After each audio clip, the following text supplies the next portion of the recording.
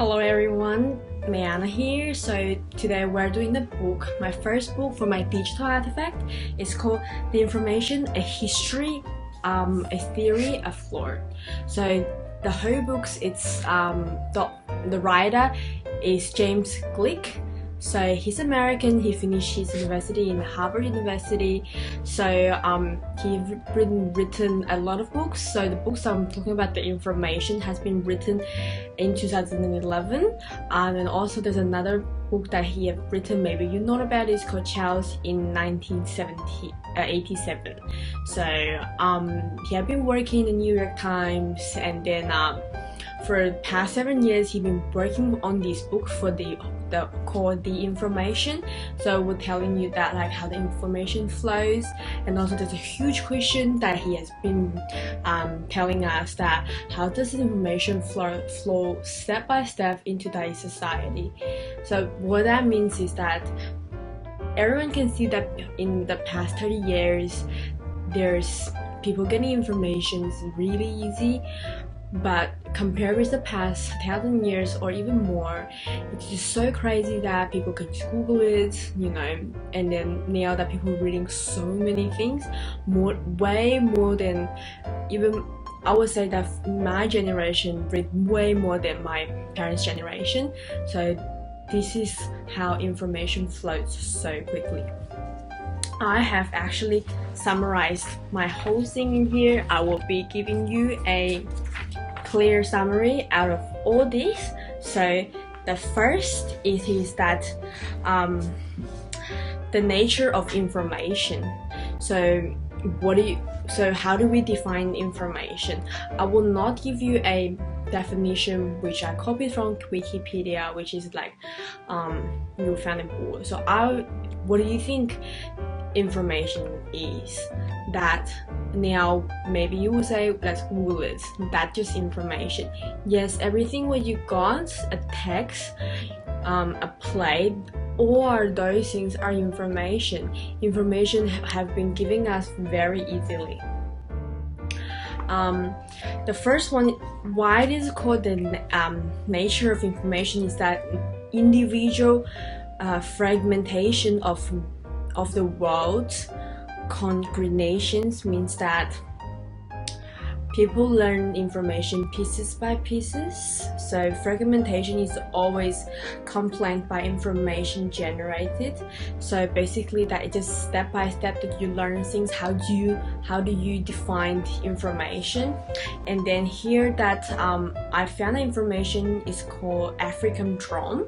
It's called Djembe, D-E-G-M-B-E. So it's that in the olden days, people who live in Africa, they don't have a language to speak, so they play drum. They play different rhythms. Sometimes they play that telling people what's happening, that there's attacks happening, animals coming, or even though they're praying. But a lot of time now that we seen that drum, now that a lot of historians, people says that there is a lot of adjectives that came from there. People won't say it's a sun or water. They were saying that the shiny sun, the beautiful water. There's a lot of adjectives in there. So that's why this is how they actually pass information through.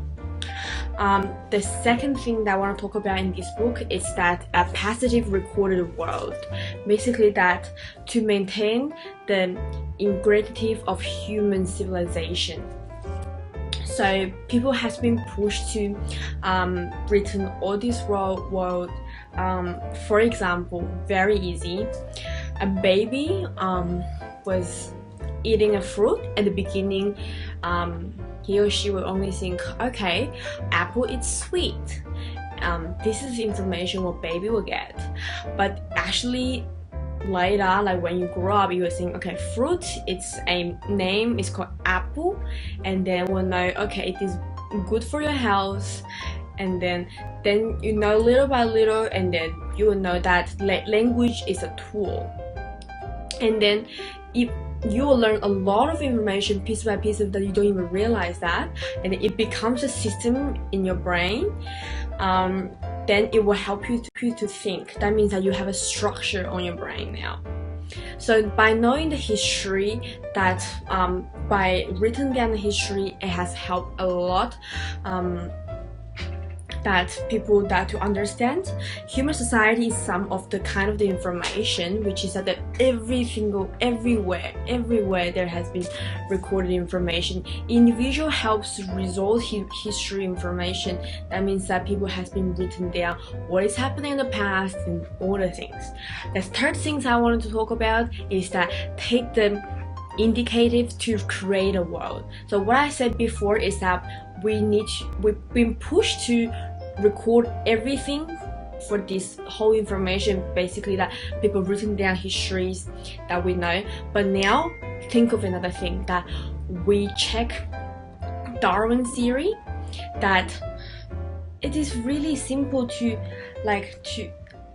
I'll just mention a little bit before. This is actually the role of information, that people been pushed by recorded, but now it's not anymore, because the third part that I want to talk about is that taking the indicate to create a world. The information has proven that helping us to have a structured mindset. So as what Darwin says, that we have already have a basic knowledge to understand what is happening already. So promote the productions of the human brain thinking, the new structure of knowledge information, recommend progress of human civilization. There's a lot to talk about, but I really want to focus the last one, which is called the negative impact of information overload. Why would you think it's negative? Bad? Because we're getting so much information, we can learn so much, but why do you think it's negative? Why do you think it's bad?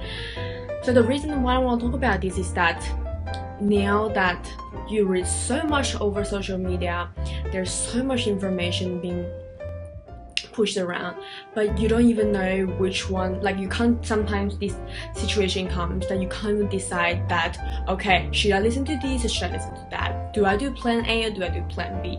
So especially you need to use the good search filter. I don't mean by Google, but you have to know that what information you should take in, but what information you shouldn't take in. This is one of the very important part that James in these books has mentioned, that nowadays people can't even decide that what they wanted to do, because there's so much information. Now you read so much more than the past generation. For example, myself, that I've always gone through things on internet, on social media, that there's so much, but you don't know which one is relevant to you. Obviously, if you read more, then you use more. Of course, that's not a bad thing, but the thing is that how do you use it appropriately? There's a lot of things that I want to discuss, but I don't have a lot of time now. But I actually prepped for one sentence that it came from this whole book. I think it's really useful. That it's called individuals' fragmentation of the world. That why he's saying that is because that when we were young, we're always learning things pieces by pieces. So also same as information, we're learning pieces by pieces. Our brain did not structure learning things really structurally. So I learned a little bit here, I learned a little bit there. So that's how the whole thing has become the information at the moment. So this is my first book. It's called The Information, The History and Theory of Lord by James. So I hope you're enjoying it. Thank you so much.